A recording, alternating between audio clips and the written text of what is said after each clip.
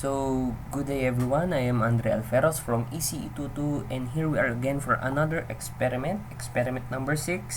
Loops, break, continue, while, and list. So, for the part 1, let's immediately proceed to the loop. So, there is a scenario here, a bit of history or information about Mississippi. I already read it, but let us just proceed to the task here. Where is that?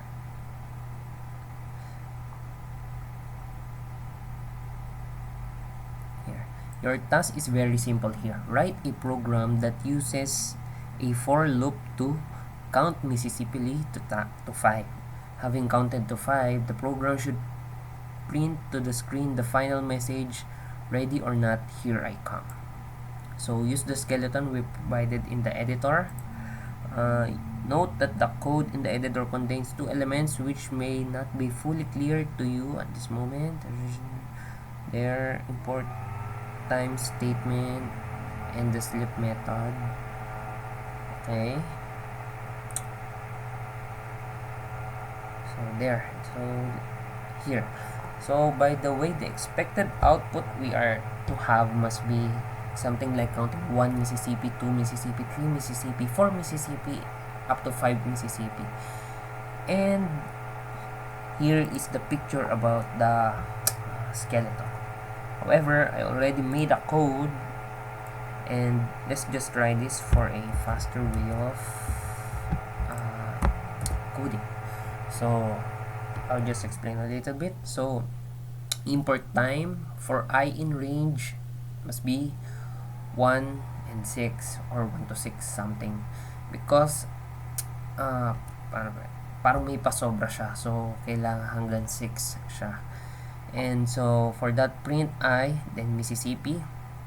So time that sleep, so something like 1 because the gap for every counting. And lastly, if it is done, we are to print ready or not, here I come, because based from the history of that, some use that counting for hide and seek. So let's run. There, let's watch the console. 1 Mississippi, 2 Mississippi, 3 Mississippi, 4 Mississippi, 5 Mississippi, and ready or not, here I come. So that's it for our part 1. For our part 2, break. Let's read. The break statement is used to exit or terminate a loop.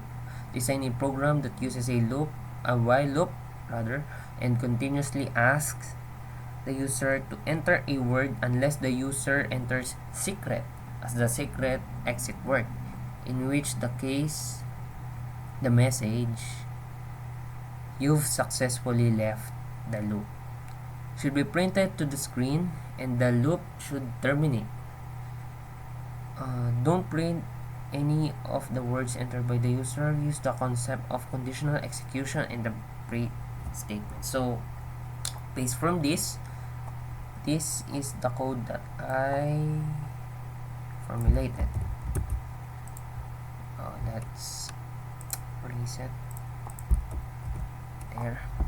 So it said that we have to use the break since part 2 is about break. So the condition here must be true because the guess is equal to the input, then enter the secret exit word, in which that word is secret. So if that guess would fall under false, therefore the console or the program will ask again to enter another secret exit word because you have inputted wrong. But if that secret word is something like guessed or nahulaan, in which the user put secret, then it would have a break and print "you've successfully left the loop." So let's try.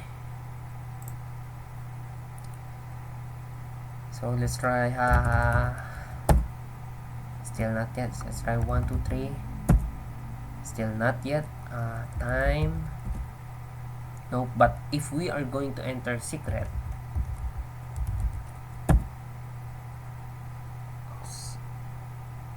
oh sorry, let me do that again. Secret. There, you've successfully left the loop. However, if we are to also enter the word secret, let's just try experiment, but on small letters, still will ask again for enter. So the word secret with capitalized letter is still a must. That's it. Observations: any character that is typed as long as it is not the word secret, because it is case sensitive, will continue the endless loop asking to enter the secret exit word. The moment that the word secret was inputted, it will already say that you've successfully left the loop. That's it. So for part 3, continue. Let's read the scenario. Let's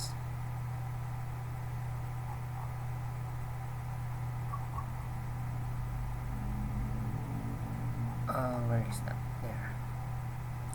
So your program must ask the user to enter a word. Use user word equals user word dot upper to convert the word entered by the user to uppercase. Then use conditional execution, the continuous statement, to eat the following vowels A, E, I, O, U from the inputted word. Print the uneaten letters to the screen, each one of them on a separate line. So our goal here is something like based from the skeleton, prompt the user to the end to enter a word and assign user. So based from this is that if we enter a word, for example in small letter, it will be capitalized, or capital, it will still be capitalized. However, the condition is that if a word have vowels, it would be excluded or removed, or eaten, the term was eaten, and then the remaining consonants will be printed one by one on a separate line. So here are some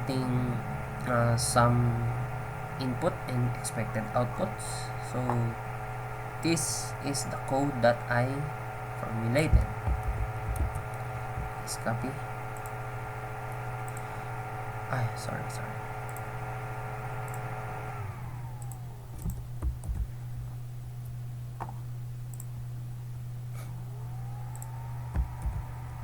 Let me do that again.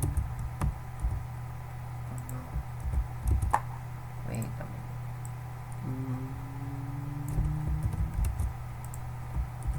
There.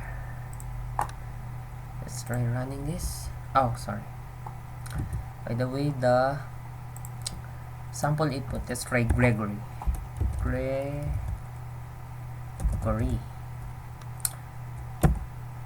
And that's it. Small letter,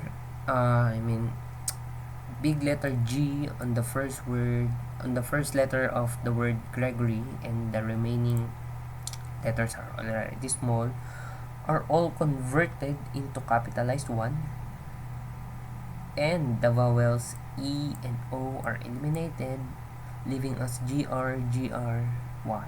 Let's see. So it is the same with the expected output, GR, Y. Let's try the second one, abstemious.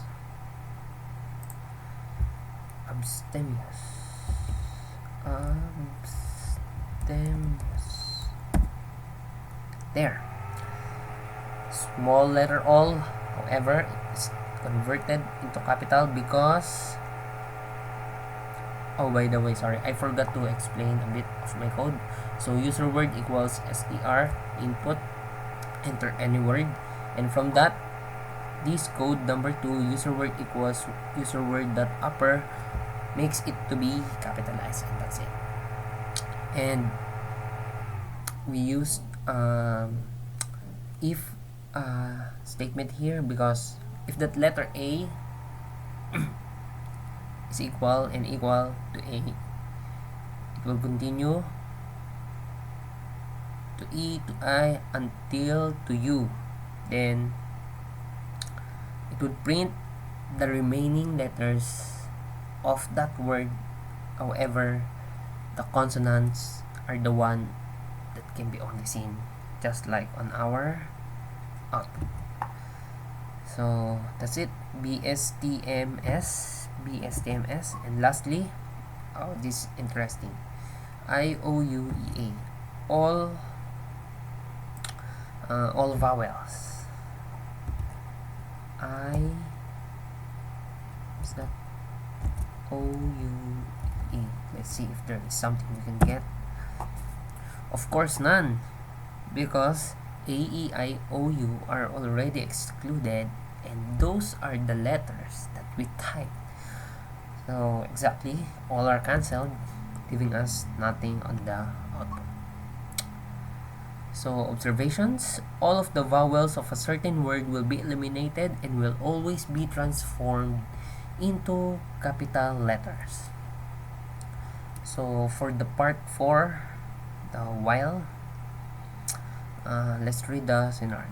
Listen to the story. A boy and his father, a computer programmer, are playing with wooden blocks. They are building a pyramid. Their pyramid is a bit weird, as it is actually a pyramid-shaped wall. Yes, it's weird because it should be something like rectangular or square. It's flat.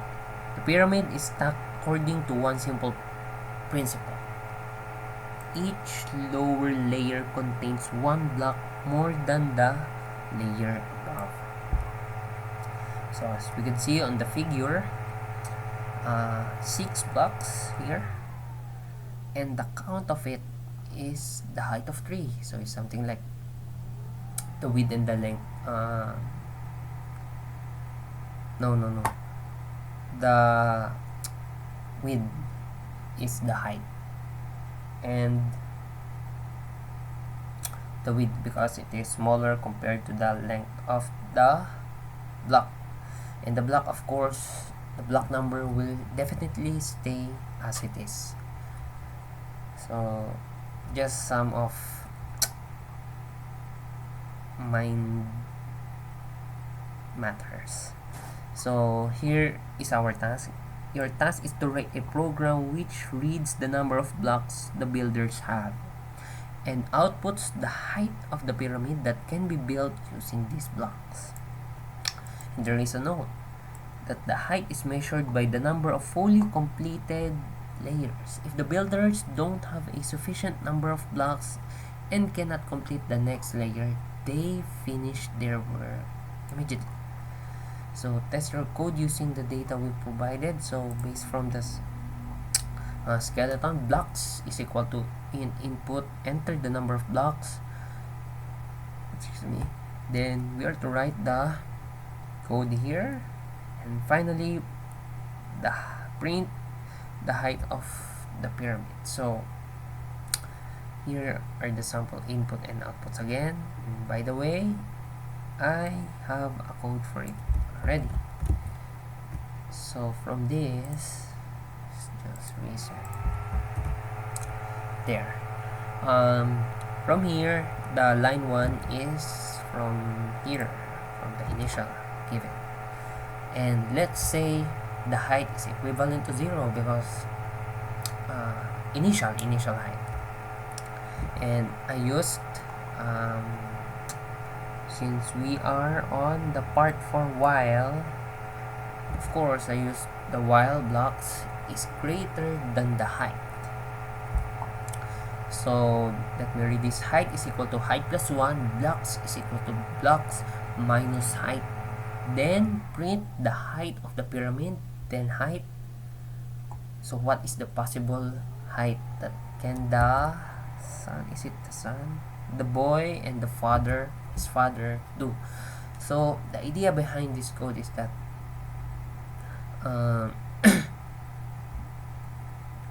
for example, 3 blocks, when we stack 1, 2, and 3, That's a height of 1, 2 with 3 blocks.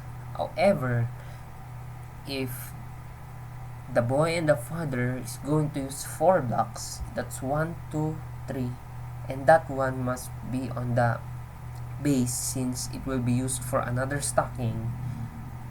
It would still be a height of 2 since it is lower to the highest peak, which is 1, 2, the stock of this, because the one left for the fourth one is here, it should be over here. So regardless of the height, it must be a complete for the height to be reached. We cannot, of course, put the block here, block here, block here, and block here. It's not a pyramid anymore. So let's try sample input. Let's try 6 base formula. So the height of the pyramid is 3, and logically thinking, if we have 6, 1, 2, 3, 4, 5, 6, of course that's a stack of 3, and that stack of 3 is definitely the height. That is for small numbers. How about a larger one like 20? 20. It's hard to imagine, but if you will imagine more, of course, 20 is something like near to 5, but I guess this is not a complete. Let me try to draw. 1, 2, 3, 4, 5, 6, 7, 8, 9, 10, 11, 12, 13, 14, 15, 16, 17, 18, 19, 20. Yeah. This, yeah, it's confirmed it's a height of 5, because if this is only 21, then it would have a complete pyramid, making it the height of 6. How about this 1000? We cannot, or we can still think it, but it would take a lot of time. So let's try if the output is 44. Bam. Oh, there. 44. Our seems good. Our they call this our code. Lastly, 2 here. Of course, 2, 1, 2. That's a stack of 1. Means a height of 1. We cannot stack it. It's not a pyramid. So that's my code over there. So my observation: the height of the pyramid is always based from the number of completed layer. Once the formation of the pyramid lacks some needed number of blocks, the height will be counted like rounding down. So the excess will be like neglected, and the acknowledged pyramid is the full pyramid. And for the last part 5 list. So let's have our scenario here. Once there was a hat. The hat contained no rabbit, but a list of 5 numbers: 1, 2, 3, 4, and 5. Your task is to write a line of code that prompts the user to replace the middle number in the list with an integer number entered by the user. So step 1. By the way, we have 3 steps. Write a line of code that removes the last element from the list. Write a line of code that prints the length of the existing list. So here is the initial. The hat list is equivalent to 1, 2, 3, 4, 5. So the existing list, or the original.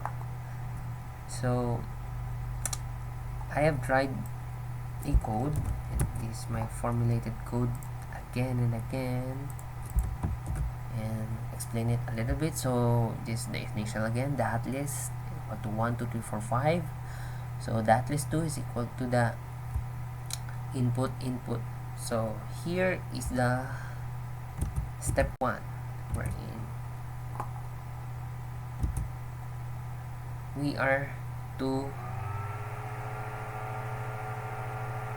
enter a number. And our goal here is that this is five numbers, right? To eliminate the one in the middle, which is 3. And that 3 must be replaced by the number that is being asked here on the enter a number. And based from the step 2, to remove the last element, so definitely the last element here was 5, so that will be removed, leaving us only 1, 2, not 3, but the replaced number, and 4. So then print len hot list, then lastly, of course, that's the step 3, to print that existing, and lastly print the hot list. So let's try it. There is no sample input and output, but let's try if it would work. So here we are asked to have a number 1. So if we can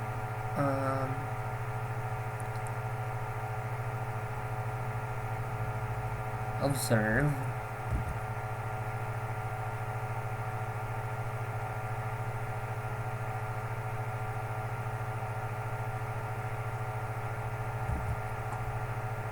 enter a number 1, so that's 4. Then this is the new list wherein it is consisting of what do you call that? 4 numbers, because 1 and 2 remained. We would not expect 3 because it was already replaced by 1, our inputted number. Of course, 4 is the next, and 5 would be neglected. So let's try again. Let's try 45. There, 1, 2, 45, and 4. So seems the same with the previous one, but the third number now from the list was all only exchanged, or changed rather. Let's try the last number, 99. Still the same, no matter how big or small. Let's try something like endless number 1, 2, 9, and 4. So that's it, the code worked. So my observations are, I observe a pattern where the output is already default, or seem like to be default, to the removed number, which is, oh by the way, this is 3, which is 3, the removed number here, and followed by 1, 2, 3 question mark 4, where the question mark is the number that replaced the middle number in the original list, of course, based from. And that's it, we're done. I hope you like it and you learned something. Thank you very much. Bye.